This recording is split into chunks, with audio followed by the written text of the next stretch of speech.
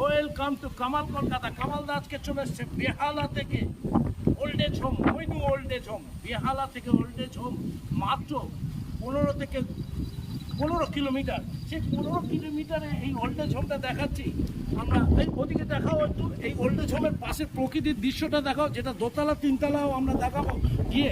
এই রকম থাকার জায়গা, এত সুন্দর প্রজেকশনটা করেছে, দারুণ লাগছে। চারিদিকে গাছ, প্রকৃতির ছোঁয়ার সাথে সাথে আপনারা আপনাদের জীবনকে আগামী দিনে দারুণ জায়গা নিতে পারেন, সবুজ মনে আসতে পারেন।